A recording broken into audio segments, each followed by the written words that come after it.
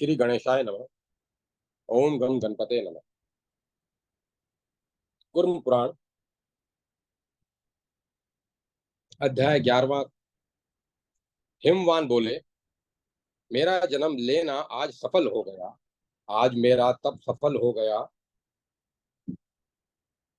जो मुझे अव्यक्त स्वरूपा आप प्रसन्न होकर दृष्टि गोचर हुई है। देवी, आपके द्वारा संपूर्ण जगत की सृष्टि हुई है। आप में प्रधान आदि प्रतिष्ठित हैं और आप में ही वह सब लीन भी हो जाता है। आप ही परम गति भी हैं। शिव के आश्रय में रहने वाली देवी, कुछ लोग आपको ही प्रकृति और प्रकृति से परे कहते हैं और दूसरे परमार्थ को जानने वाले आपको शिवा कहते हैं। आप में प्रधान पुरुष महान ब्रह्मा तथा ईश्वर प्रतिष्ठित है। आपसे अविद्या, नियति, माया और सैकड़ों कला आदि की उत्पत्ति हुई है। आप ही वह परमा शक्ति अनंता और परमेष्ठिनी है। आप सभी भेदों से विनिर्मुक्त और सभी भेदों के आश्रय एवं स्वयं प्रतिष्ठित हैं। हे योगेश्वरी, आप में ही अधिष्ठित होकर महादेव, महेश्वर, प्रधान आदि संपूर्ण जगत की रचना करते हैं और फिर उसका संहार करते हैं। आपके ही संयोग से महादेव स्वात्मानंद का उपभोग करते हैं। आप ही परमानंद रूपा और आप ही आनंद प्रदान करने वाले। आप अक्षर, परम व्योम, महान ज्योति, निरंजन, कल्याण रूप, सर्वगत, सूक्ष्म एवं सनातन परम ब्रह्म है। देवी, आप सभी देवताओं में इंद्र रूप और ब्रह्म ज्ञानियों में ब्रह्मा रूप हैं। आप बलवानों में वायु रूप तथा योगियों में कुमारक सनत कुमार हैं। आप ऋषियों में वशिष्ठ, वेदों में व्यास हैं। सांख्य शास्त्र में सांख्य शास्त्र के जानने वालों में कपिल देव तथा रुद्रों में शंकर हैं। आप आदित्यों में उपेंद्र, विष्णु तथा वसुओं में पावक हैं। वेदों में आप सामवेद तथा छंदों में गायत्री छंद हैं। विद्याओं में अध्यात्म विद्या तथा गतियों में परम गति है। आप सभी शक्तियों में माया और संहार करने वालों में काल रूप हैं। आप सभी ग्रहों में ओंकार और वर्णों में द्विजोतम हैं। आश्रमों में गृहस्थ आश्रम तथा ईश्वरों में महेश्वर हैं। पुरुषों में जो उत्तम पुरुष है और जो सभी प्राणियों के हृदय में रहने वाला है, वह एकमात्र आप ही हैं। देवी, आप सभी उपनिषदों कही जाती हैं। कल्पों में आप ईशान कल्प हैं और युगों में सतयुग हैं। सभी भ्रमण करने वालों ग्रह नक्षत्रों आदि में आदित्य, सूर्य तथा वाणियों में सरस्वती देवी है। सुंदर रूप वालों में आप लक्ष्मी और मायावियों में विष्णु हैं। आप पतिव्रताओं में अरुंधति तथा पक्षियों में गरुड़ हैं। आप सुक्तों में पुरुष सुक्त, सामगानों में ज्येष्ठ साम है। जपने योग्य मंत्रों में सावित्री मंत्र और यजुर्वेद के मंत्रों में शतरुद्रीय आप ही हैं। आप पर्वतों में महामेरु और सर्पों में अनंत नाग हैं। सभी में आप परब्रह्म हैं। सब कुछ आप में ही व्याप्त है। मैं आपके तमोगुण से परे रहने वाले उस सत्य रूप को नमस्कार करता हूँ, जो समस्त कलाओं से रहित, अगोचर, निर्मल, अद्वितीय, आदि, मध्य और तथा अंतरहित, अनंत और आदि स्वरूप है। वेदांत रूपी विज्ञान के अर्थ का निश्चय करने वाले, जगत के उत्पादक, प्रणव नाम वाले जिस अद्वितीय आनंद का साक्षात्कार करते हैं, वे मैं उसी रूप की शरण ग्रहण करता हूँ। मैं समस्त प्राणियों के भीतर रहने वाले प्रधान और पुरुष के संयोग तथा वियोग के कारण उत्पत्ति एवं विनाश से रहित तथा तेजोमय उस प्राण नाम वाले रूप को प्रणाम करता हूँ। मैं आदि तथा अंत में मैं आदि तथा अंत से रहित संसार के आत्मा रूप अनेक रूपों में स्थित प्रकृति से परे रहने वाले कुटस्थ एवं अव्यस्त अव्यक्त शरीर धारण करने वाले पुरुष नामक आपके रूप को नमस्कार करता हूँ। आप सभी के आश्रय रूप संपूर्ण संसार का विधान करने वाले सर्वत्र व्याप्त जन्म और मरण से रहित सूक्ष्म विचित्र त्रिगुणात्मक प्रधान स्वरूप तथा अलुप्त भेद वाले आपके रूप को प्रणाम करता हूँ। देवी, आपका जो आग महान पुरुषात्मक रूप है, जो प्रकृति में अवस्थित है, त्रिगुणात्मक मूल बीज रूप है तथा ऐश्वर्य विज्ञान और विराग धर्मों से समन्वित है, मैं उसे नमस्कार करता हूँ। 14 लोकात्मक जल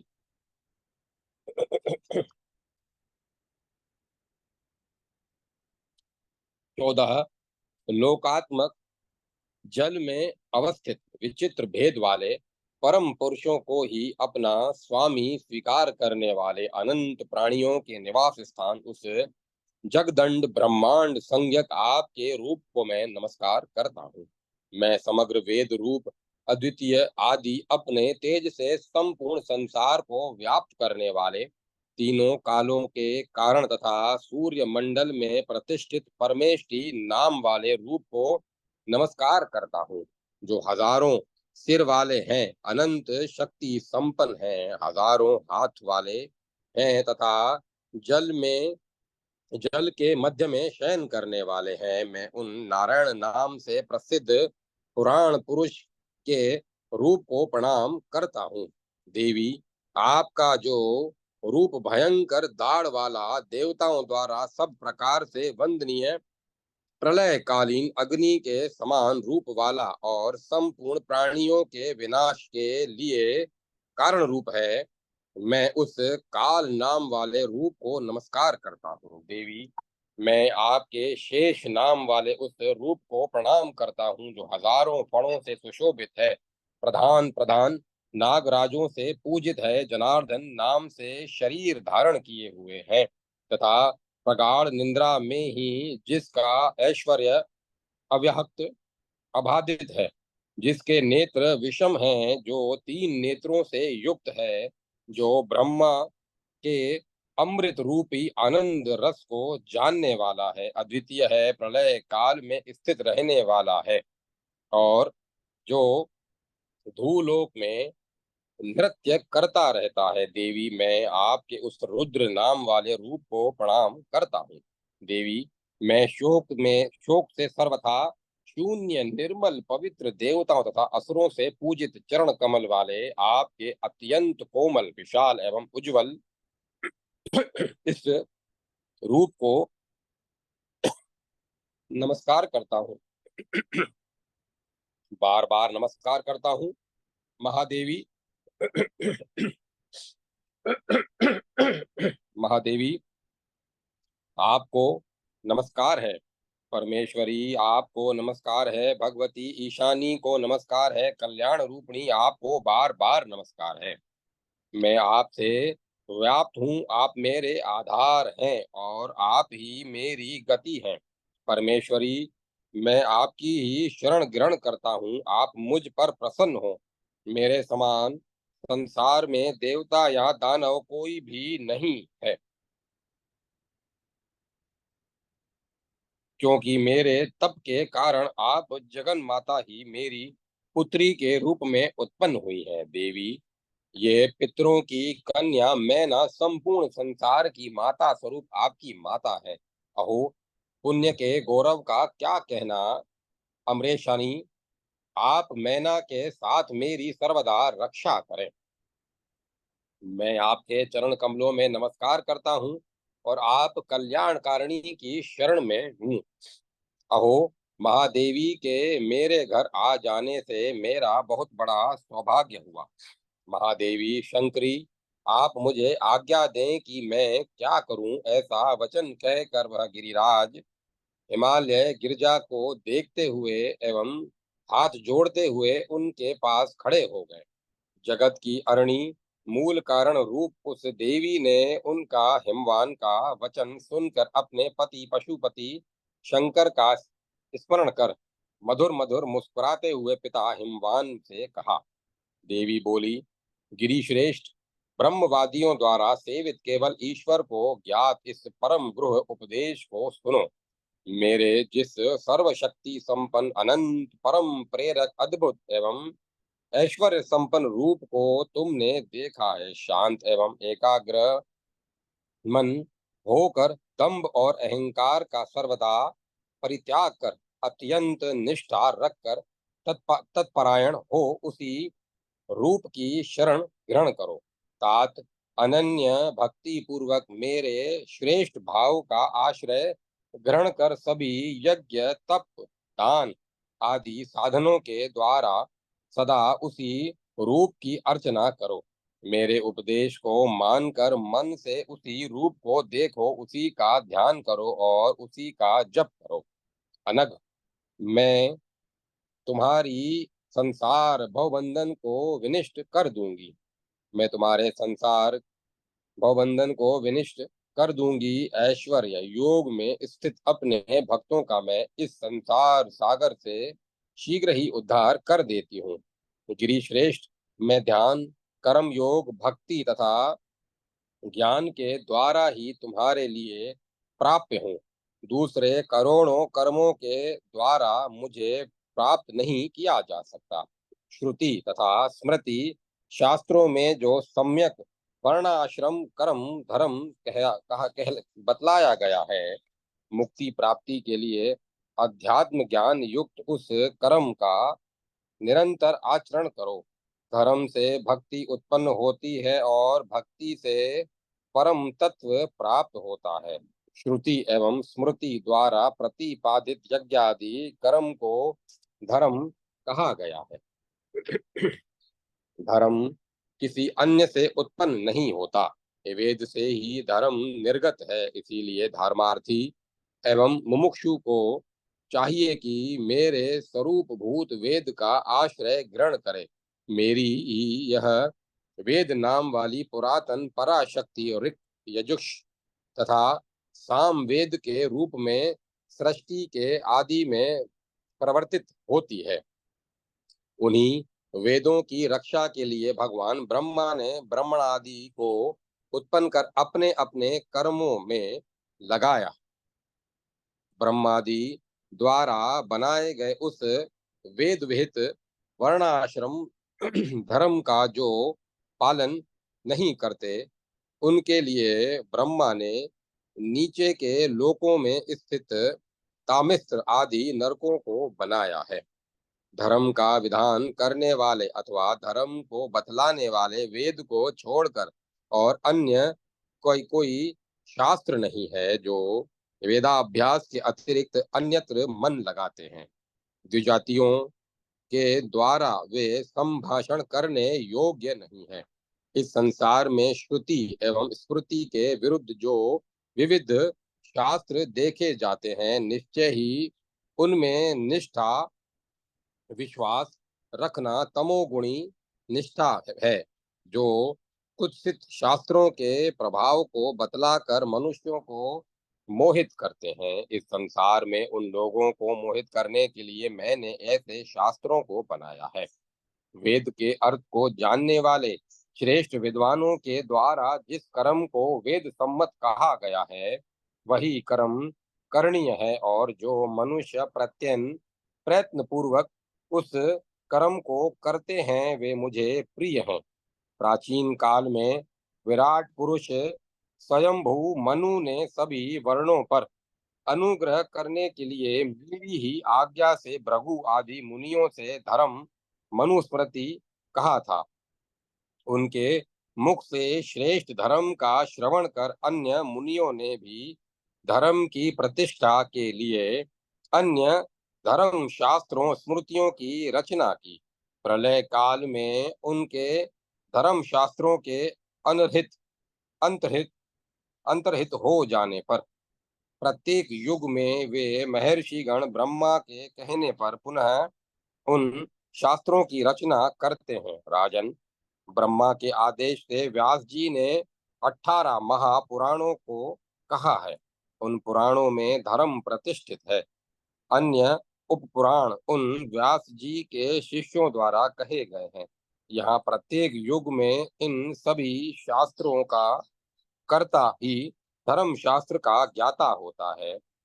स्तम सतम 4 वेदों सहित शिक्षा, कल्प, व्याकरण, निरुक्त, छंद, ज्योतिष शास्त्र, न्याय विद्या, मीमांसा तथा उपभ्रमण, इतिहास और पुराण, इस प्रकार ये 14 विद्या स्थान कहे गए हैं। इनके अतिरिक्त अन्यत्र धर्म विद्यमान नहीं है। इस प्रकार मनु, व्यास आदि पितामह ब्रह्मा के द्वारा निर्दिष्ट श्रेष्ठ धर्म को मेरे ही आदेश से प्रलय काल पर्यंत स्थापित करते हैं। ब्रह्मा की आयु पूर्ण हो जाने पर, प्रलय काल उपस्थित होने पर वे सभी पुण्यात्मा व्यास आदि ब्रह्मा के साथ ही परम पद में प्रवेश करते हैं। इसलिए धर्म के परिज्ञान के लिए सभी प्रकार के प्रयत्न से वेद का आश्रय ग्रहण करना चाहिए। इससे धर्म सहित ज्ञान और परम ब्रह्म प्रकाशित हो जाता है, जो सभी प्रकार की आसक्तियों का परित्याग कर अनन्य भाव से मेरी शरण ग्रहण कर लेते हैं। ईश्वर संबंधी योग के स्थित होकर भक्ति पूर्वक सदा मेरी उपासना करते हैं। सभी प्राणियों पर दया करते हैं। शांत, जितेंद्रिय, मत्सर्य रहित, मान रहित, बुद्धिमान, तपस्वी तथा व्रत परायण हैं। मुझ में जिनका चित्त और प्राण लगा हुआ है, मेरे तत्व वर्णन में ही जो लगे हुए हैं, ऐसे सन्यासी, गृहस्थ, वानप्रस्थ तथा ब्रह्मचारी जो कोई भी हो, उन नित्य भक्ति में लगे हुए भक्तों के माया तत्व से उत्पन्न संपूर्ण अंधकार का ज्ञान रूपी दीपक के द्वारा मैं अविलंब ही विनाश कर देती हूँ। अद्वितीय ज्ञान के द्वारा जिनके अंधकार का भली भांति विनाश हो गया है, ऐसे ही मतपरायण भक्त सदा आनंदित रहते हैं और संसार में बार बार जन्म नहीं लेते। इसीलिए सब प्रकार से मेरे भक्त और मेरे परायण रहते हुए तुम मैना के साथ सर्वत्र मेरी ही अर्चना करो। यदि तुम मेरे ऐश्वर्य संपन्न अव्यय स्वरूप का ध्यान करने में असमर्थ हो, तो मेरे आदि काल स्वरूप कलात्मक रूप की शरण ग्रहण करो। तात मेरा जो जो भी रूप आपके मन को अभिष्ट हो, उसी में निष्ठा रखो और उसी के परायण होकर उसकी ही आराधना में संलग्न रहो। जो कला रहित, चिन्ह मात्र, अद्वितीय, कल्याणकारी, सभी उपाधियों से सर्वथा मुक्त, अनंत, अमर एवं परम रूप है, वह परम पद एकमात्र ज्ञान के द्वारा बड़े ही कष्ट से प्राप्त किया जाता है। ज्ञान का साक्षात्कार करने वाले लोग मुझ में ही प्रवेश करते हैं। उसी में मेरे दिव्य रूप में बुद्धि रखने वाले, उसी में अपने को लगाने वाले, उसी में निष्ठा रखने वाले तथा उसी में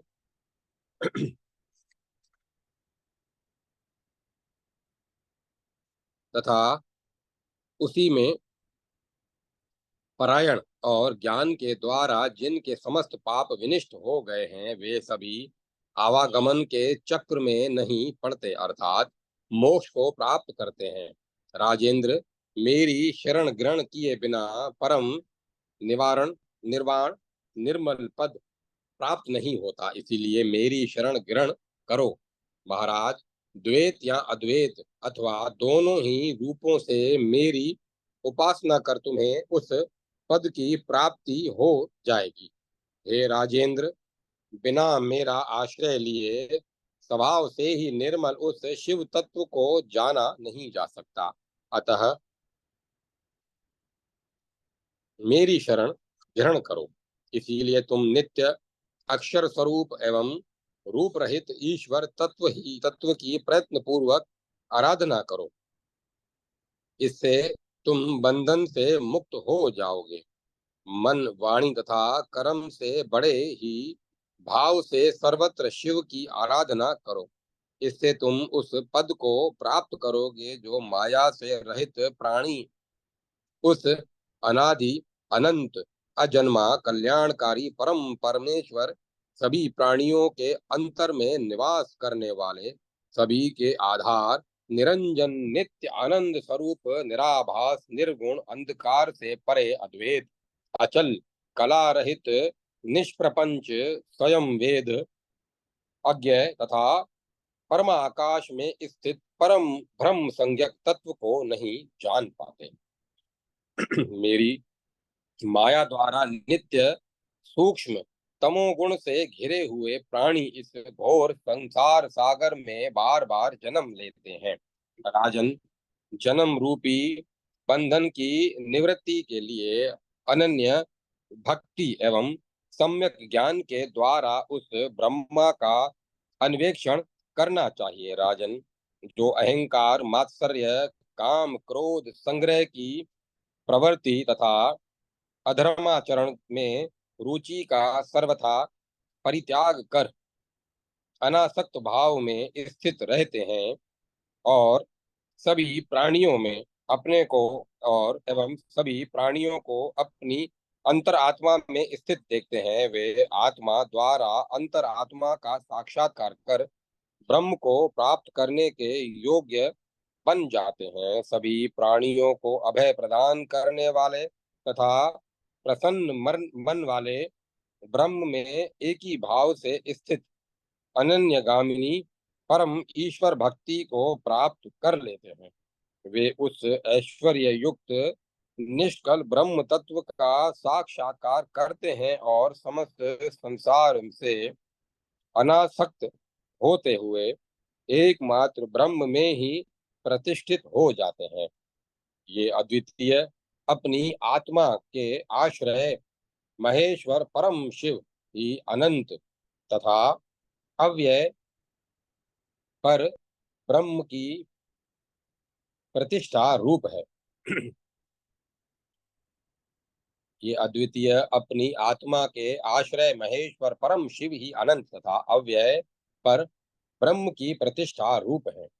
राजन, ज्ञान योग कर्म योग तथा भक्ति योग के द्वारा समस्त संसार से मुक्ति प्राप्त करने के लिए निरंतर ईश्वर का आश्रय ग्रहण करो।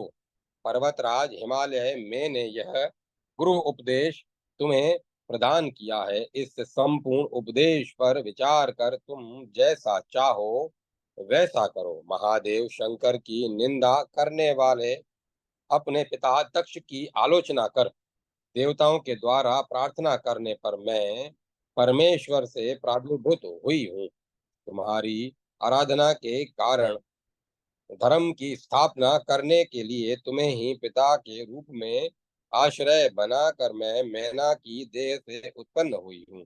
आप आप ब्रह्म देव के निर्देश से स्वयंवर के समय मुझे रुद्र को प्रदान करेंगे। राजन, तात उस संबंध के कारण इंद्र सहित सभी देवता आपको नमस्कार करेंगे तथा भगवान शंकर भी आपसे प्रसन्न होंगे। इसीलिए सभी प्रकार के प्रयत्नों के द्वारा मुझे ही ईश्वर की विषय स्वरूपा ईश्वर का सर्वस्व समझो और शरण ग्रहण करने योग्य भगवान शंकर की पूजा कर उनकी शरण में जाओ। भगवान महादेव की देवी शंकर पत्नी के द्वारा इस प्रकार कहे जाने पर वे पर्वतराज हिमालय विनय पूर्वक प्रणाम कर हाथ जोड़ते हुए पुनः महेश्वरी से कहने लगे,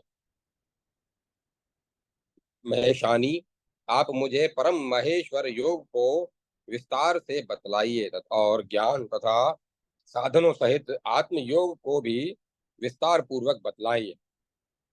इस पर भगवती पार्वती ने उन्हें वह परम ज्ञान श्रेष्ठ आत्मयोग और उसकी प्राप्ति के साधनों को भी विस्तार पूर्वक भली भांति बतलाया।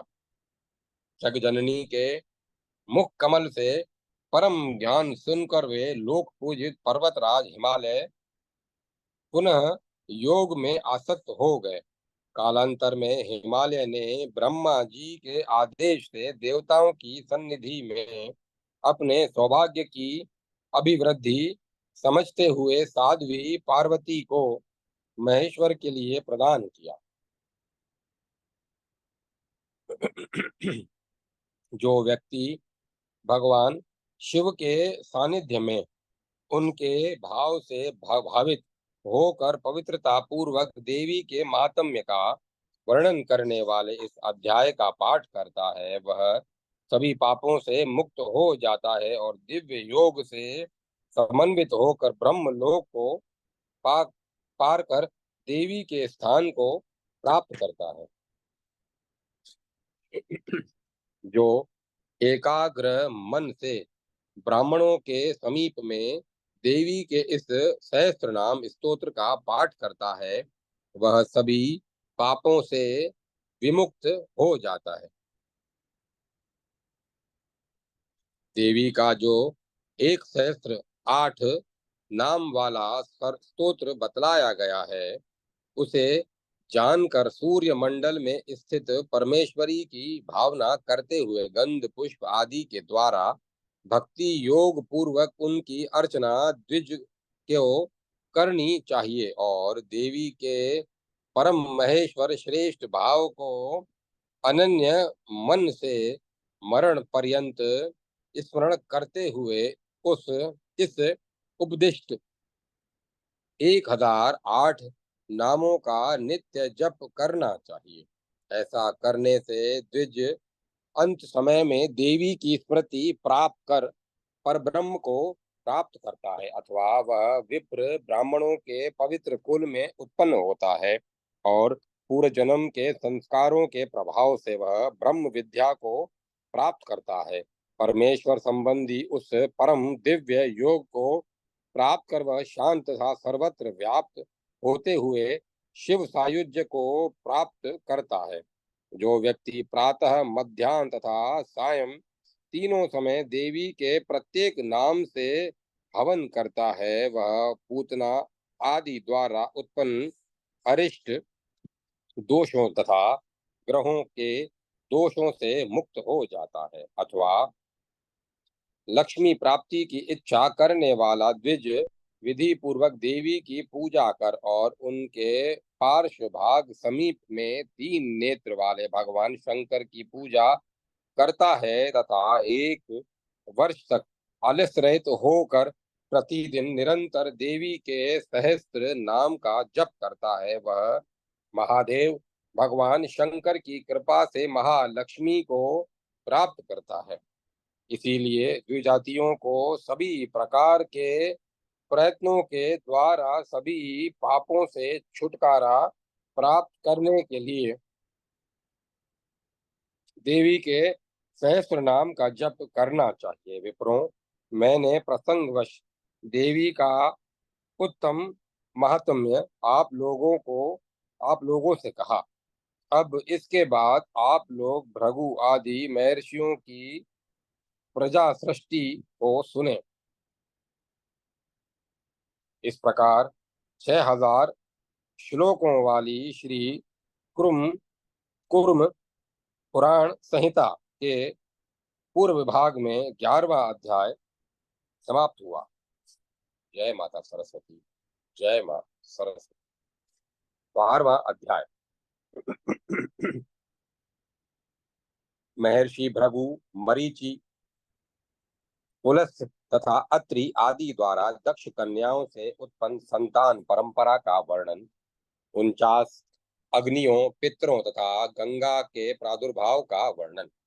सुत जी बोले, महर्षि भृगु की ख्याति नामक पत्नी से नारायण की पत्नी लक्ष्मी उत्पन्न हुई तथा धाता एवं विधाता नामक दो देवता भी उनसे उत्पन्न हुए जो मेरु के जामाता हुए।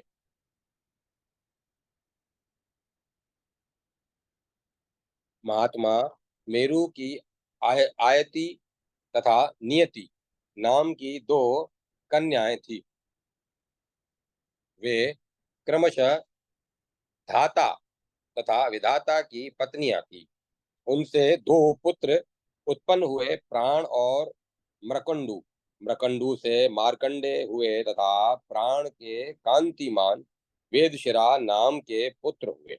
महर्षि मरीचि के भी संभूति नामक पत्नी ने सभी शुभ लक्षणों से संपन्न पौर्णमास नामक पुत्र और चार कन्याओं को उत्पन्न किया। सबसे बड़ी कन्या का नाम तुष्टि तथा अन्य तीन कन्याओं का नाम वृष्टि, कृष्टि और अपचित्ति था। पौर्णमास के विराजमान पौर्णमास के विरजा तथा पर्वत नाम के दो पुत्र थे। प्रजापति पुलह की पत्नी क्षमा ने कर्दम, वरयान और उनसे छोटे सहिष्णु नामक श्रेष्ठ मुनि को जन्म दिया जो तप के कारण पाप रहित थे। उसी प्रकार अत्रि की पत्नी अनसुईया ने चंद्रमा दुर्वासा और योगी दत्तात्रेय नामक पुण्यात्मा पुत्रों को उत्पन्न किया। महर्षि अंगिरा की स्मृति नामक पत्नी ने सिनी वाली कुहू, राका तथा अनुमति नाम वाली शुभ लक्षण संपन्न चार पुत्रियों को जन्म दिया। प्रभु भगवान पुलस्त ने अपनी पत्नी प्रीति से दत्तात्रेय नामक पुत्र को उत्पन्न किया। स्वयंभू मनवंतर में अपने पूर्व जन्म में ही अगस्त्य नाम से प्रसिद्ध थे। पुलस्त जी की को प्रीति से वेदबाहु नामक एक अन्य पुत्र और सन्नति इस नाम से प्रसिद्ध एक कन्या थी। महर्षि क्रतु की पत्नी संतति ने 60,000 पुत्रों को जन्म दिया। वे सभी उदरवरेता बालखिल्य इस नाम से प्रसिद्ध हुए। महर्षि वशिष्ठ ने ऊर्जा नामक पत्नी से 7 पुत्रों और कमल के समान नेत्र वाली तथा सभी प्रकार की शोभाओं से संपन्न एक कन्या को जन्म दिया। रज, ऊह, उदर्वबाहु, सवन, अनग, सुतपा और शुर्क नाम वाले ये वशिष्ठ के 7 महान ओजस्वी पुत्र थे। द्विजों ब्रह्मा का रुद्र स्वरूप जो वह ब्रहिन नामक पुत्र था, उससे स्वाहा ने महातेजस्वी 3 उदार पुत्रों को प्राप्त किया। वे तीनों पावक, पवमान तथा शुचि नाम वाले अग्नि थे। मंथन द्वारा उत्पन्न अग्नि को पवमान और विद्युत से संबद्ध अग्नि को पावक कहा जाता है। जो यह सूर्य चमकता है वही शुचि अग्नि कहलाता है। उन तीनों अग्नियों की 45 संतानें हुई। इस प्रकार पावक, पवमान तथा शुचि नामक 3 अग्नियां और इन तीनों के पिता रुद्रात्म अग्नि एवं उन तीनों अग्नियों के 45 पुत्र, ये सभी मिलाकर 49 अग्नियां कही गई हैं। ये सभी 49 तपस्वी कहे गए हैं।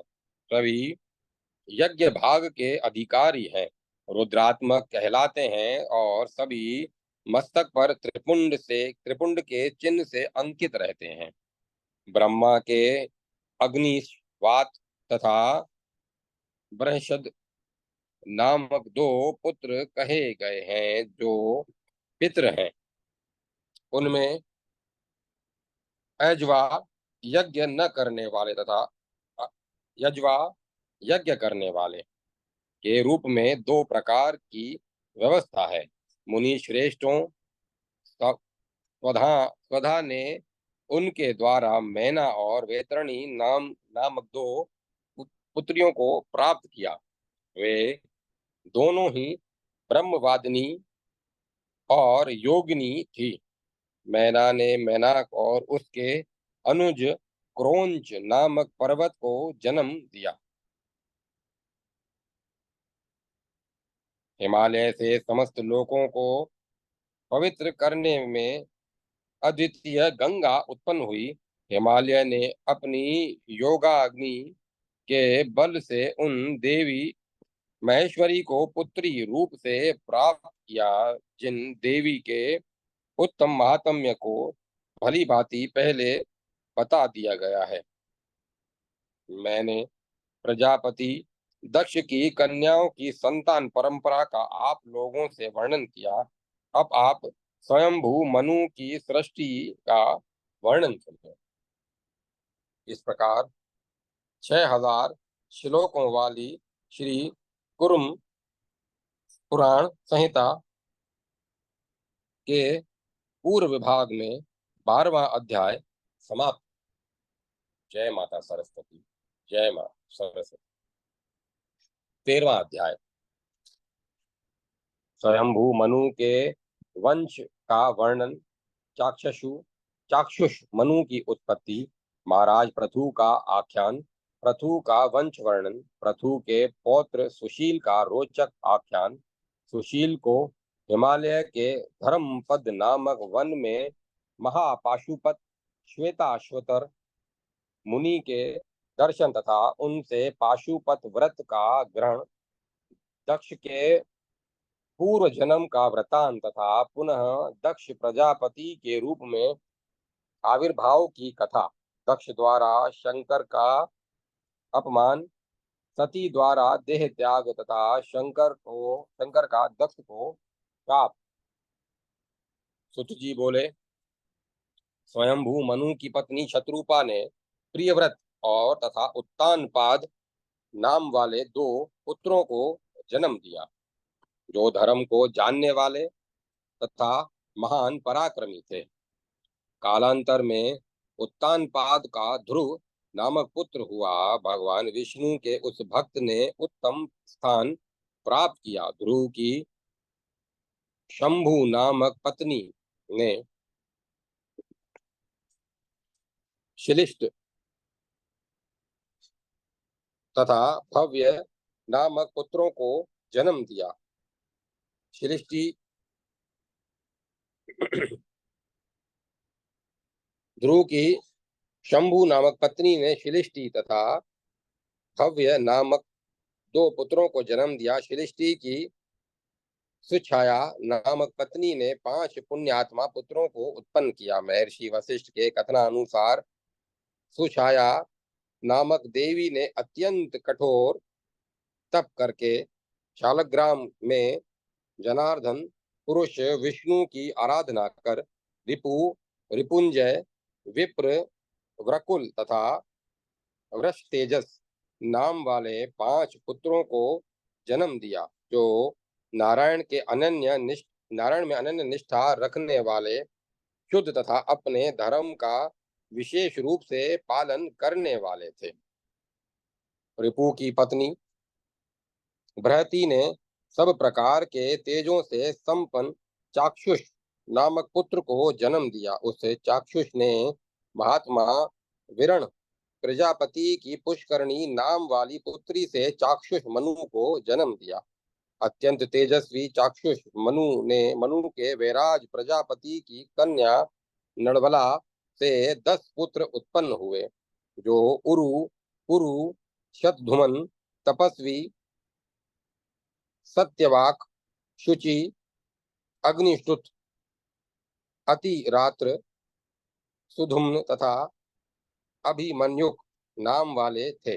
उरु की पत्नी अग्नियी ने अंग, सुमनस, स्वाति, क्रतु, अंगिरस एवं शिव नाम वाले महाबलशाली 6 पुत्रों को उत्पन्न किया।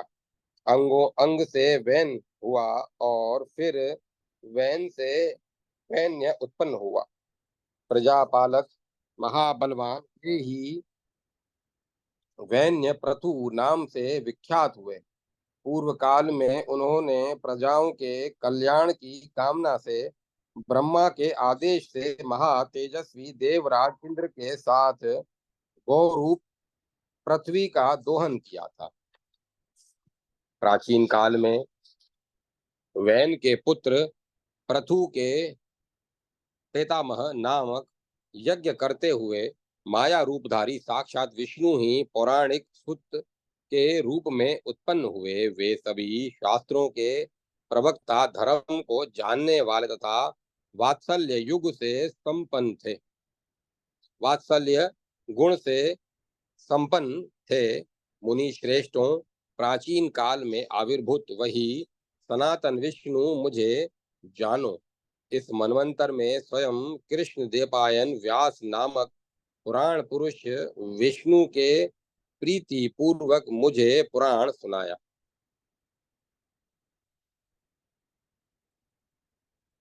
इस मनवंतर में स्वयं कृष्ण देवपायन व्यास नामक पुराण पुरुष विष्णु ने प्रीति पूर्वक मुझे पुराण सुनाया। मेरे वंश में वेद वर्जित जो सुत उत्पन्न हुए, ब्रह्मा की आज्ञा से पुराणों का प्रवचन करना उनकी वृत्ति हुई। वैन के पुत्र वे पृथु बुद्धिमान, सत्य संकल्प, जितेंद्रिय, संपूर्ण पृथ्वी के स्वामी, महान तेजस्वी तथा अपने धर्म का पालन करने वाले थे। उनकी बाल्यकाल से ही नारायण में भक्ति थी। इंद्रिय जयी पृथु ने गोवर्धन पर्वत पर जाकर जप किया। शंख चक्र तथा गदा धारण करने वाले भगवान विष्णु तपस्या से प्रसन्न हो गए। स्वयं भगवान दामोदर विष्णु ने उनके पास आकर कहा, मेरी कृपा से निश्चित ही तुम्हें सुंदर रूप से संपन्न सभी शस्त्रधारियों में श्रेष्ठ दो धर्मात्मा पुत्र होंगे। ऐसा कहकर भगवान ऋषिकेश अपने प्राकृतिक रूप में स्थित हो गए, अपने धाम चले गए। वैन्य पृथु भी भगवान मधुसूदन में वैदिक विधान से निश्चल भक्ति रखते हुए न्याय पूर्वक अपने राज्य का पालन करने लगे। मधुर एवं पवित्र मुस्कान वाली तथा कृश शरीर वाली उनकी पत्नी अंतर्धाना ने थोड़े ही समय में शिखंडी तथा हविर्धान नामक दो पुत्रों को जन्म दिया। शिखंडी का पुत्र सुशील नाम से प्रसिद्ध हुआ। वह धार्मिक रूप संपन्न तथा वेदांग का पारगामी विद्वान था। विधि पूर्वक वेदों का अध्ययन कर वह धर्म पूर्वक तपस्या में स्थित हुआ। भाग्य योग से उस धर्मज्ञ ने संन्यास ग्रहण करने का विचार किया। वह तीर्थ स्थानों का सेवन करते हुए स्वाध्याय तथा तपस्या में स्थित रहने लगा। एक बार वह सिद्धों के द्वारा सेवित हिमालय पर्वत पर गया। वहां उसने धर्म एवं सिद्धि को प्रदान करने वाले योगियों के लिए प्राप्य किंतु ब्रह्म से द्वेष करने वालों के लिए अप्राप्य धर्मपद नामक एक वन को देखा। वहां सिद्धों के आश्रम से सुशोभित तथा विभिन्न प्रकार के कमल समूहों से संपन्न निर्मल जल वाली तथा पुण्य प्रदान करने वाली मंदाकिनी नामक एक नदी प्रवाहित होती थी। उसने प्रीति पूर्वक उस मंदाकिनी नदी के दक्षिण किनारे पर स्थित मुनीन्द्रों तथा योगियों से सेवित पुण्यदायी एक रमणीय आश्रम देखा। उसने मंदाकिनी के जल में स्नान कर द्वेष स्वरूप पितरों को तर्पण आदि से संतृप्त कर विभिन्न वर्ण के कमल आदि पुष्पों के द्वारा भगवान शंकर की अर्चना की और सूर्य मंडल में स्थित भगवान ईशान का ध्यान कर सिर से हाथ जोड़ते हुए प्रकाशवान सूर्य का दर्शन करते हुए वह रुद्राष्टाध्यायी रुद्र के चरित्र एवं और भी अनेक वेद वर्णित विविध प्रकार के शिव संबंधी स्तोत्रों के द्वारा परमेश्वर गिरीश की स्तुति करने लगा। इसी बीच उसने समस्त अंगों में भस्म लगाए हुए कोपिन वस्त्र से समन्वित सफेद यज्ञोपवीत धारण किए हुए तपस्या के द्वारा क्षीण शरीर वाले उत्तम महापाशुपत श्वेताश्वतर नाम वाले महामुनि को समीप में आते हुए देखा। नेत्रों में आनंदाश्रु भरे हुए उसने भगवान शंकर की स्तुति प्राप्त कर उनके चरणों में सिर से प्रणाम किया और हाथ जोड़ते हुए यह वाक्य कहा, मैं धन्य हूँ, मैं अनुग्रहित हूँ, जो आज मुझे योग ज्ञानियों में श्रेष्ठ मुनियों के ईश्वर साक्षात भगवान योगीश्वर के दर्शन हुए। अहो, मेरा बड़ा ही सुंदर भाग्य है, आज मेरे सभी तप सफल हो गए। अनग, मैं क्या करूं? आपका मैं शिष्य हूं, आप मेरी रक्षा करें। तपस्या से जिसका संपूर्ण कल्मश नष्ट हो गया है, ऐसे उस निष्पाप एवं शील संपन्न सुशील नाम वाले राजा के ऊपर अनुग्रह करके शंकर ने अपने शिष्य रूप में उसे ग्रहण किया।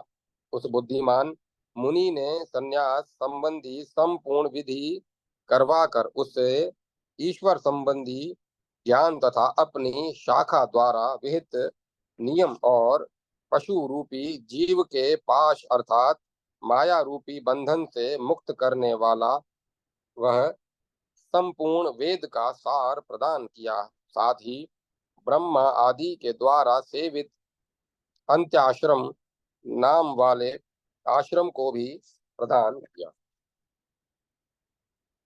उस आश्रम में रहने वाले ब्रह्मचर्य परायण ब्राह्मण क्षत्रिय तथा वैश्य शिष्यों को देखकर वे श्वेताश्वतर मुनि बोले,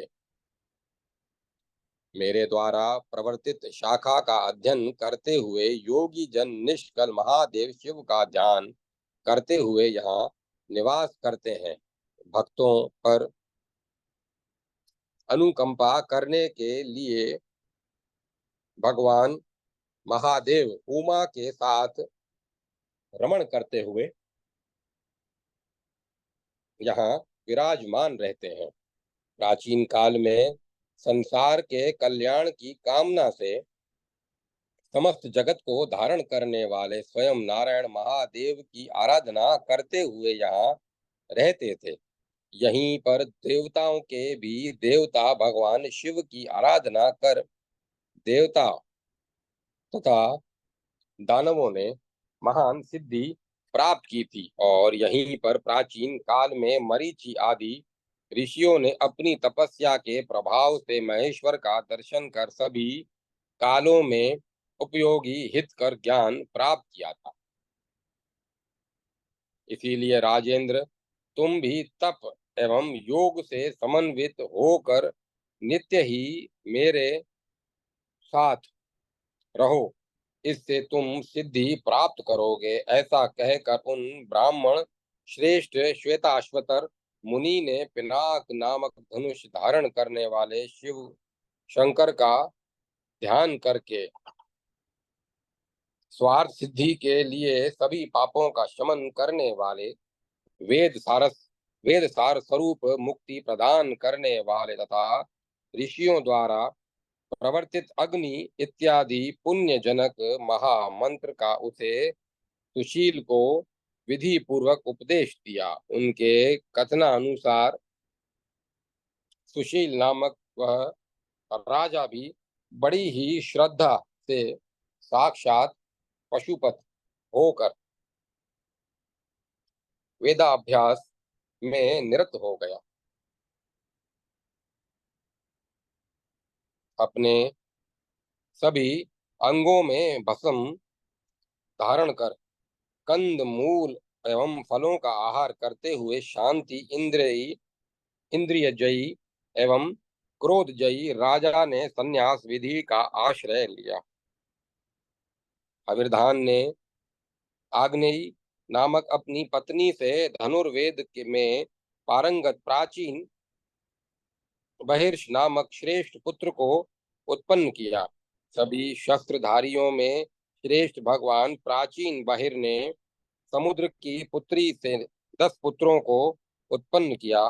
नारायण परायण तथा अपने तेज के लिए विख्यात प्रचेतस नाम से प्रसिद्ध उन राजाओं ने अपने वेद का अध्ययन किया। उन्हीं 10 प्रचेताओं द्वारा मारीशा नामक उनकी पत्नी ने से महाभाग प्रजापति दक्ष पुत्र रूप में उत्पन्न हुए, जो पूर्व समय में ब्रह्मा के पुत्र थे। उन दक्ष ने बुद्धिमान महेश रुद्र के साथ विवाद किया था। इससे रुद्र द्वारा शाप प्राप्त कर वे प्रचेताओं के पुत्र बने। महादेव हर ने स्वयं देवी पार्वती के घर आए हुए दक्ष को देखकर उनकी यथोचित पूजा की, किंतु उस समय तमोगुण के आवेश से समाविष्ट ब्रह्मा के पुत्र दक्ष शंकर द्वारा की गई अपनी पूजा को अप्राप्त, अपर्याप्त और अयोग्य समझकर और भी अधिक पूजा की इच्छा करने के कारण कुपित होकर अपने घर चले गए। तदंतर कभी दूषित मन वाले दक्ष ने अपने घर आई हुई अपनी पुत्री सती को उनके पति भगवान शंकर के साथ निंदा करते हुए क्रुद्ध होकर भर्त्सना की। दक्ष बोले, सती, तुम्हारे पिनाकधारी पति से मेरे अन्य जमाता श्रेष्ठ हैं। तुम भी अच्छी पुत्री नहीं हो, इसीलिए मेरे घर से वहीं चले जाओ जहां से आई हो। शंकर प्रिया उन देवी सती ने उस कठोर वाक्य को सुनकर पिता दक्ष की निंदा की और चर्मांबर धारी अपने स्वामी पशुपति को प्रणाम कर स्वयं ही उन्होंने योगाग्नि द्वारा अपने को भस्म कर डाला।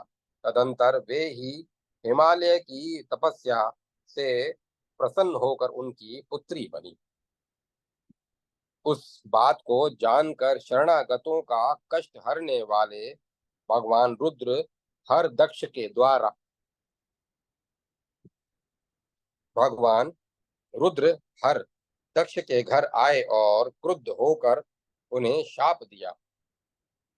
ब्राह्मण, मूढ़ात्मन, इस शरीर को छोड़कर तुम क्षत्रियों के कुल में उत्पन्न होगे और पापवश अकार्य से में तुम्हारी प्रवृत्ति होगी।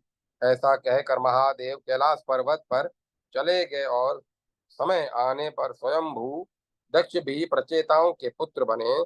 सुत जी ने इस प्रकार कहा, आप लोगों से मैंने स्वयंभू मनु की दक्ष पर्यंत विशेष सृष्टि का वर्णन किया। यह वर्णन सुनने वालों के पाप को नष्ट करने वाला है। इस प्रकार 6000 श्लोकों वाली श्री कुर्म पुराण संहिता के पूर्व विभाग में 13वां अध्याय समाप्त हुआ। जय माता सरस्वती। जय माता सरस्वती। 14वां अध्याय। हरिद्वार में दक्ष द्वारा यज्ञ का आयोजन। यज्ञ में शंकर का भाग न देखकर महर्षि दधीच द्वारा दक्ष की भर्त्सना तथा यज्ञ में भाग लेने वाले ब्राह्मणों को शाप। देवी पार्वती के कहने पर शंकर द्वारा रुद्रों, भद्रकाली और वीरभद्र को प्रकट करना। वीरभद्र आदि द्वारा दक्ष के यज्ञ का विध्वंस। शंकर पार्वती का यज्ञ स्थल में प्राकट्य। भयभीत दक्ष द्वारा शंकर तथा पार्वती की स्तुति और वर प्राप्त करना। ब्रह्मा द्वारा दक्ष को उपदेश और शिव विष्णु के एकत्व का प्रतिपादन तथा दक्ष द्वारा शिव की शरण ग्रहण करना।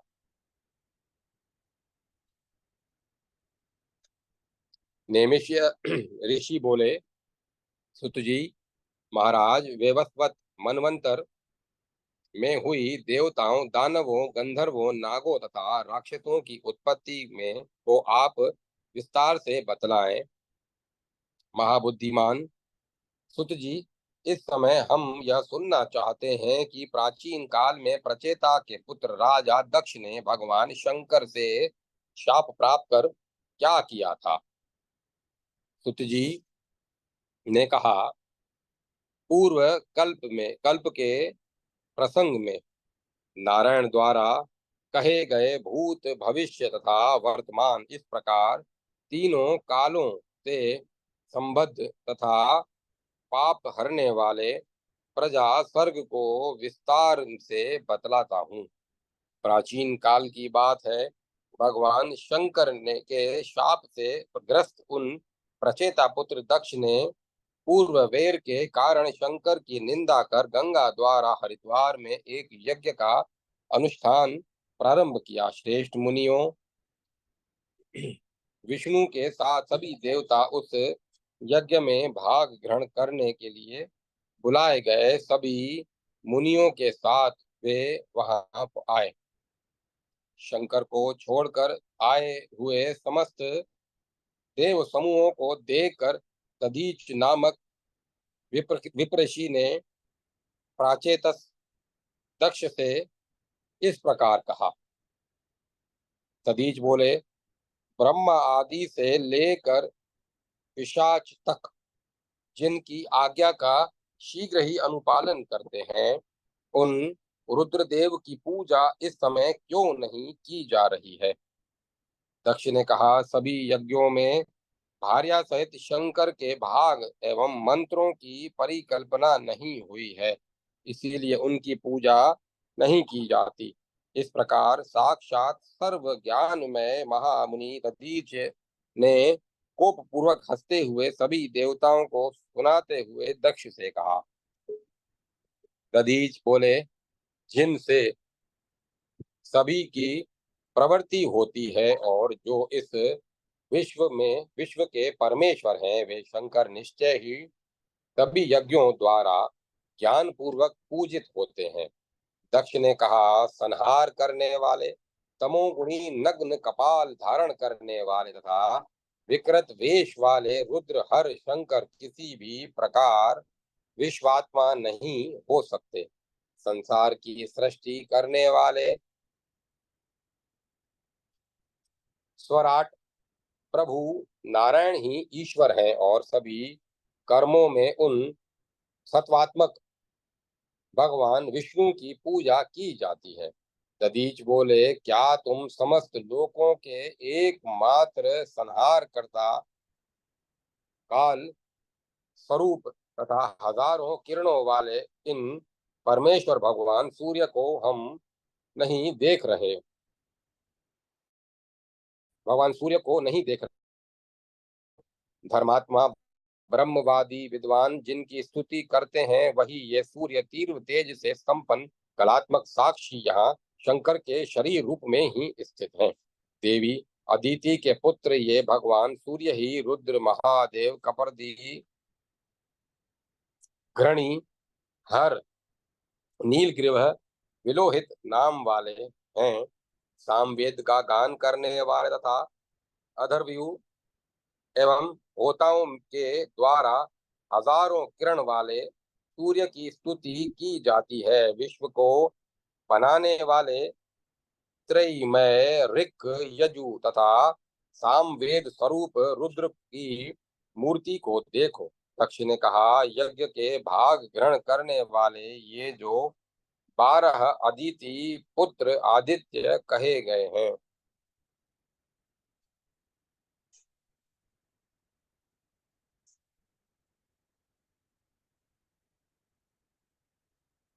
यज्ञ में भाग ग्रहण करने वाले ये जो 12 आदित्य पुत्र आदित्य यहाँ आए हुए हैं, ये सभी सूर्य के नाम से ही जाने जाते हैं। इनसे अतिरिक्त अन्य कोई सूर्य नहीं है। ऐसा कहने पर यज्ञ देखने की इच्छा से आए हुए उनके दक्ष के सहयोगी मुनियों ने समर्थन करते हुए दक्ष से कहा, ठीक है, तमोगुण से आविष्ट मन वाले सैकड़ों हजारों की संख्या में आए हुए उन लोगों ने भगवान वृषभध्वज शंकर को न देखते हुए पुनः उनकी निंदा करनी आरंभ की। विष्णु की माया से मोहित होकर वे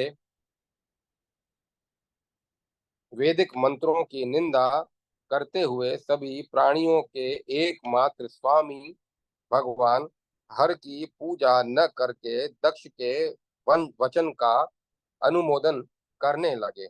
यज्ञ के भाग ग्रहण करने के लिए आए हुए इंद्रादि सभी देवताओं ने सभी नारायण हरि के अतिरिक्त देव ईशान शंकर को भी नहीं देखा, अर्थात शिव के महात्म्य को वे जान नहीं पाए। ब्रह्म ज्ञानियों में श्रेष्ठ हिरण्यगर्भ भगवान ब्रह्मा सभी के देखते देखते क्षण भर में ही अंतर्ध्यान हो गए। भगवान ब्रह्मा के अंतर्ध्यान हो जाने पर स्वयं दक्ष संसार की रक्षा करने वाले देव नारायण हरि की शरण में गए। तदंतर भव से मुक्त होकर दक्ष ने वह यज्ञ प्रारंभ किया। तदंतर भय से मुक्त होकर दक्ष ने वह यज्ञ प्रारंभ किया। शरणागत की रक्षा करने वाले भगवान विष्णु उस यज्ञ की रक्षा करने लगे। भगवान दधीच ऋषि ने ब्रह्म शंकर से द्वेष मानने वाले उन सभी ऋषि गणों तथा देवताओं को की ओर देखकर उन दक्ष से पुनः कहा, ये अनुभव ये ये अब देखकर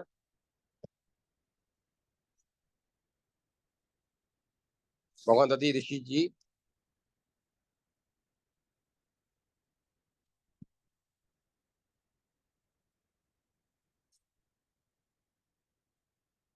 भगवान दधीच ऋषि ने ब्रह्म शंकर से द्वेष मानाने वाले उन सभी ऋषि गणों तथा देवताओं की ओर देखकर उन दक्ष से पुनः कहा, जो अपूज्य है उसका पूजन करने से और जो पूज्य है उसका पूजन न करने से मनुष्य निश्चित ही महान पाप को प्राप्त करता है। इसमें किंचित भी संदेह नहीं है। जहाँ दुर्जनों का आदर होता है और सत्पुरुषों का अनादर होता है, वहाँ अति शीघ्र ही दारुण देवी दंड उपस्थित होता है। ऐसा कहकर विप्रश्री दधीच ने दक्ष की सहायता करने के लिए आए हुए उन ईश्वर शंकर से द्वेष रखने वाले ब्राह्मणों को शाप देते हुए कहा, क्योंकि तुम लोगों ने वेदों की अवमानना की है और समस्त संसार के द्वारा वंदित परमेश्वर महादेव शंकर की निंदा की है, अतः ईश्वर शंकर से द्वेष रखने वाले तुम सभी वेद त्रयी से रहित हो जाओगे और असत्य शास्त्रों में मन लगाते हुए ईश्वर मार्ग शिव मार्ग की निंदा करोगे तथा घोर कलयुग आने पर मिथ्या अध्ययन और मिथ्या आचार युक्त होकर मिथ्या ज्ञान का प्रलोभ करने वाले होगे। साथ ही कली के द्वारा उत्पन्न कष्ट एवं दुखों आदि से पीड़ित हो रहोगे। संपूर्ण तपोबल का त्याग करके नरक प्राप्त करोगे। तुम लोगों के द्वारा ऋषिकेश विष्णु के भली भांति आश्रय ग्रहण करने पर भी वे तुम लोगों से विमुख ही रहेंगे। ऐसा कहकर तपस्या की निधि वे विप्रश्री दधीच चुप हो गए और मानसिक रूप से संपूर्ण पापों का विनाश करने वाले रुद्र की शरण में गए। इसी बीच यह सारी घटना जानकर सर्वदर्शी सब कुछ प्रत्यक्ष देखने वाली देवी पार्वती ने अपने पति देव पशुपति महादेव महेश्वर से कहा। देवी बोली देवी के देवी बोली शंकर पूर्व जन्म में मेरे सती के पति शंकर पूर्व जन्म में मेरे सती के पिता दक्ष यज्ञ कर रहे हैं और आपके भाव तथा स्वरूप की निंदा कर रहे हैं। ऋषियों के साथ देवता वहां उनकी सहायता करते हुए उपस्थित हैं। मैं आपसे एक वर मांगती हूँ कि आप शीघ्र ही उस यज्ञ को नष्ट करें। देवी के द्वारा ऐसा कहे जाने पर देवताओं में श्रेष्ठ प्रभु भगवान शंकर ने दक्ष के यज्ञ का विध्वंस करने के लिए शीघ्र ही हजारों सिर एवं पैर वाले, हजारों आंख वाले, विशाल भुजा युक्त, हजारों हाथ वाले, दुर्जय प्रलयकालीन अग्नि के समान भयंकर ताड़ युक्त, देखने में भयंकर शंख चक्र तथा गदा धारण किए, हाथ में दंड धारण करने वाले, घोर नाद करने वाले, सींग से बने धनुष को धारण किए, विभूति से सुशोभित तथा अनेक देवताओं से घिरे हुए वीरभद्र नाम वाले रुद्र को उत्पन्न किया। उत्पन्न होते ही वह हाथ जोड़कर देवताओं के स्वामी भगवान शंकर के सम्मुख उपस्थित हुआ।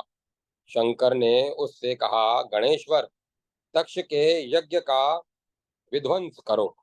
वह गंगा द्वार हरिद्वार में मेरी निंदा करते हुए यज्ञ कर रहा है। तुम्हारा कल्याण हो। तदंतर बंधु शिव के द्वारा निर्दिष्ट वीरभद्र ने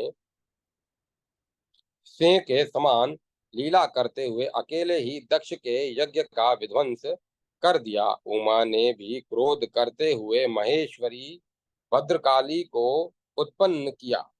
उसके बाद वृषभ पर आरूढ़ होकर वह गण वीरभद्र वहां गंगा द्वार यज्ञ में गया। बुद्धिमान उन शंकर ने उनकी सहायता करने वाले हजारों दूसरे रुद्रों को भी उत्पन्न किया। शंकर के रोमों से उत्पन्न होने के कारण वे रुद्र रोमज कहलाए।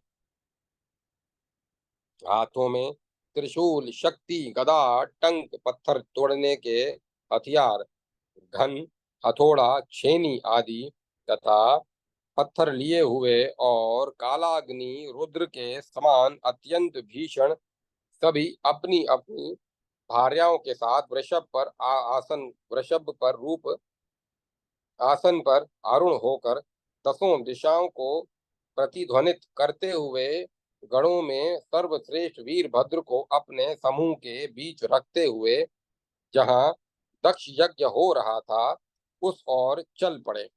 गंगा द्वार हरिद्वार नाम से प्रसिद्ध उस देश में पहुंचकर उन सभी ने अमित तेजस्वी दक्ष के उस यज्ञ स्थल को देखा, जो हजारों देवांगनाओं से सुशोभित था, अप्सराओं के गीतों से मुखरित था, वीणा तथा वेणु के निनाद से प्रतिध्वनित और वेद मंत्रों से गुंजित था।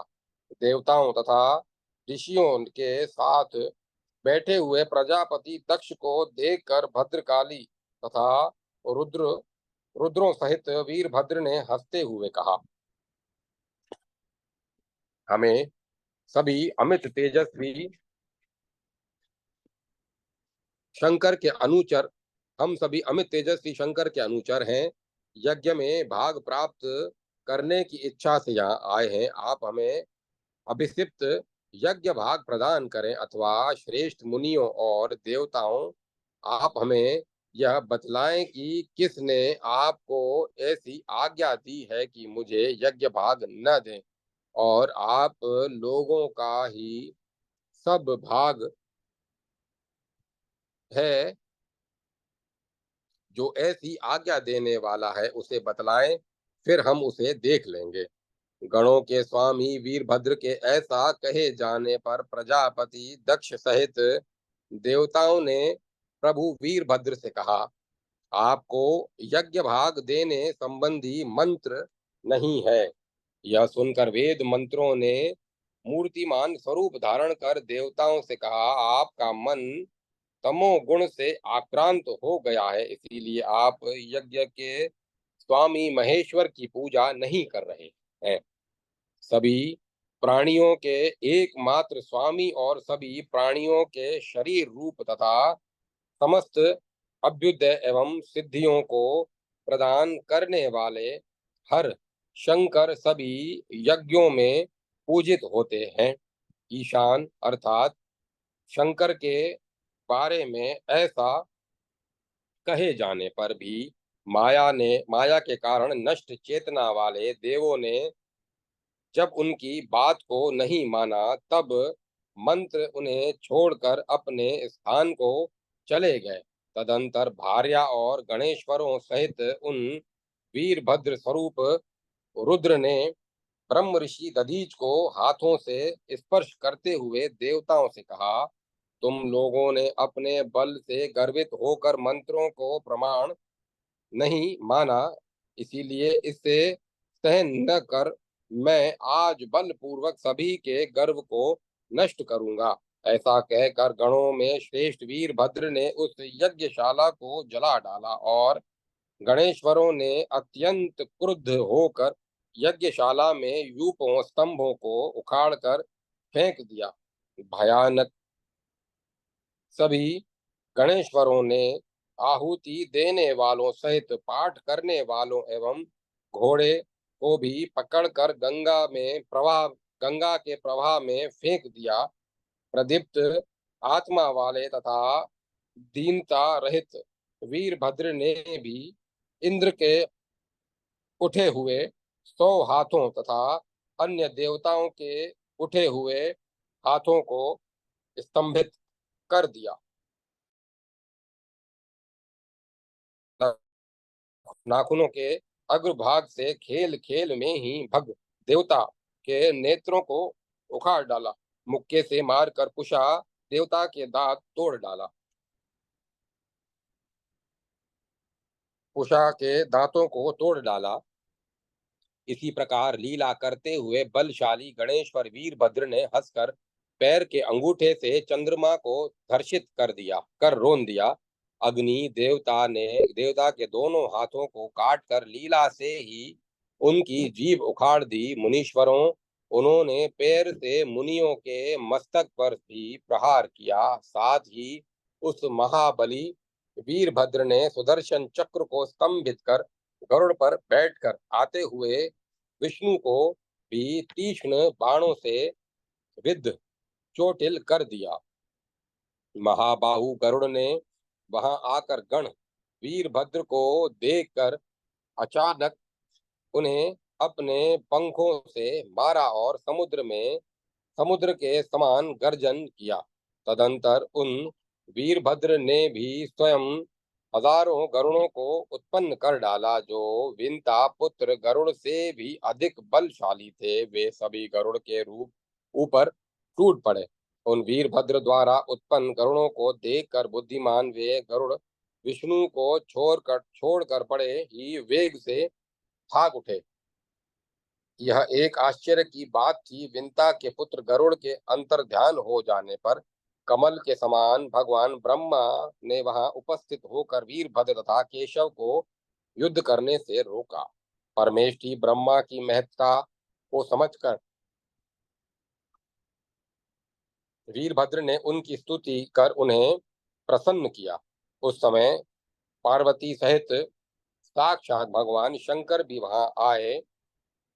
सभी गणों से घिरे हुए पार्वती सहित उन देवादिदेव शंकर को देखकर भगवान ब्रह्मा, दक्ष तथा भूलोक में रहने वाले सभी देवता उनकी भगवान शंकर की स्तुति करने लगे। दक्ष ने विशेष रूप से शंकर की अर्धांगिनी देवी पार्वती को हाथ जोड़कर प्रणाम करते हुए नाना प्रकार के स्तोत्रों से प्रसन्न किया। तदंतर दयानिधि की निधि देवी भगवती ने हंसते हुए प्रसन्न मन से महेश्वर रुद्र से यह वचन कहा, आप ही संसार की सृष्टि करने वाले तथा आप ही शासन करने वाले एवं रक्षक हैं। दक्ष तथा देवताओं पर आप भगवान को दक्ष तथा देवताओं पर कृपा करनी चाहिए। तदंतर जटा धारण करने वाले नील लोहित भगवान हर ने हंसकर देवताओं तथा प्रचेता पुत्र दक्ष से कहा, देवताओं आप सभी लोग जाएं, मैं आप पर प्रसन्न हूँ। सभी यज्ञों में विशेष रूप से मेरी पूजा करनी चाहिए और मेरी निंदा नहीं करनी चाहिए। हे दक्ष, तुम ही सभी की रक्षा करने में समर्थ, मेरे वचन को सुनो। मैं ही सबसे श्रेष्ठ हूँ। मैं ही सबसे श्रेष्ठ हूँ। इस लोकेशणा यश की इच्छा का परित्याग कर प्रयत्न पूर्वक मेरे भक्त बनो। इस कल्प के बीत जाने पर मेरी कृपा से तुम गणों के अधिपति बनोगे। मेरे आदेश से उस समय तक तुम अपने अधिकार पर शांति से बने रहो। ऐसा कहकर वे भगवान शंकर, पत्नी पार्वती तथा अपने अनुचरों सहित हमें तेजस्वी दक्ष के लिए अंतर्ध्यान अदृश्य हो गए। महादेव शंकर के अंतर्ध्यान हो जाने पर साक्षात पद्मोद्भव ब्रह्मा ने समस्त संसार के लिए कल्याणकारी वचन कहे। ब्रह्मा जी ने कहा, दक्ष, वृषभ ध्वज शंकर के प्रसन्न हो जाने पर क्या तुम्हारा मोह दूर हुआ? साक्षात भगवान ने जो तुमसे कहा है, आलस्य रहित होकर उसका पालन करो। ये परमेश्वर सभी प्राणियों के हृदय में निवास करते हैं। वेदवादी ब्रह्म स्वरूप विद्वान लोग इनका दर्शन करते हैं। ये सभी प्राणियों के सा आत्मा, वे ही बीज रूप तथा परम गति है। वैदिक मंत्रों के द्वारा देव देव महेश्वर की स्तुति की जाती है। जो उस अद्वितीय सनातन रुद्र की अपनी आत्मा में श्रद्धा युक्त मन से आराधना करता है, वह परम पद अर्थात मोक्ष प्राप्त करता है। इसीलिए आदि मध्य और अंत से रहित परमेश्वर को जानकर मन, वाणी तथा कर्म से प्रयत्न पूर्वक उनकी आराधना करो। अपना ही विनाश कर डालने वाली शंकर की निंदा करना प्रयत्न पूर्वक छोड़ दो, क्योंकि भगवान शंकर की निंदा करने वाले की सारी क्रिया दोष युक्त ही होती है। जो आपके ये अव्यय तथा महायोगी विष्णु रक्षक हैं, वे भी देवताओं के देव भगवान महादेव ही हैं, इसमें कोई संशय नहीं। जो अज्ञान से तथा वेद में निष्ठा न रखने के कारण संसार के मूल कारण भगवान विष्णु को शंकर से पृथक मानते हैं, वे मनुष्य नरक में जाते हैं। वेद मार्ग तथा का अनुवर्तन करने वाले लोग रुद्रदेव तथा नारायण को एक ही भाव से देखते हैं। अतः वे मुक्ति पद के भागी होते हैं। जो विष्णु हैं वे ही साक्षात रुद्र हैं, और जो रुद्र हैं वे ही जनार्दन विष्णु हैं। इस प्रकार समझकर जो देव का पूजन करता है, वह परम परम गति को प्राप्त करता है। विष्णु इस संपूर्ण जगत की सृष्टि करते हैं और शंकर उसकी देख रेख करते हैं। इस प्रकार यह सारा संसार रुद्र और नारायण द्वारा ही उत्पन्न होता है। इसीलिए भगवान शंकर की निंदा का परित्याग कर और विष्णु के में भी ध्यान लगाकर ब्रह्मवादियों में के एकमात्र शरण्य महादेव का आश्रय ग्रहण करना चाहिए। इस प्रकार ब्रह्मा के वचन सुनकर प्रजापति दक्ष चरमांबर धारण करने वाले देव पशुपति की शरण में गए, और जो दूसरे ऋषि दधीच के शाप रूपी अग्नि से दग्ध हो गए थे तथा मोहवश शंकर से द्वेष करने वाले थे, वे पूर्व जन्म में संस्कारों के महात्म्य तथा ब्रह्मा के वचन से संपूर्ण तपोबल का त्याग करके कलयुग में ब्राह्मणों के कुल में उत्पन्न होंगे। रौरव आदि नरकों में डाले गए वे सभी शंकर से द्वेष करने वाले कल्पांत में यथा समय स्वयं भू की आज्ञा से आदित्य के समान आदित्य के समान तेजो में जगत के स्वामी ब्रह्म को प्राप्त कर शाप से मुक्त हो जाएंगे और तपो योग द्वारा देवताओं के स्वामी शंकर की आराधना कर और उनकी कृपा से पुनः जैसे पहले थे वैसे ही विप्रची हो जाएंगे। प्रसंगवश मैंने यह सब दक्ष यज्ञ के विध्वंस की कथा आप लोगों से कही। अब आप लोग प्रजापति दक्ष की सभी कन्याओं की संतान परंपरा का वर्णन सुने। इस प्रकार 6000 श्लोकों वाली श्री कूर्म पुराण संहिता के पूर्व भाग में 14वां अध्याय समाप्त हुआ। जय माता सरस्वती। जय मां सरस्वती। ओम नमः शिवाय। ओम नमो भगवते वासुदेवाय। ओम नमो नारायण। जय जगत जननी मात भवानी। जय अम्बे महारानी। ओम तत्सत। ओम तत्सत। ओम तत्सत। कथा को विराम दिया जाता है।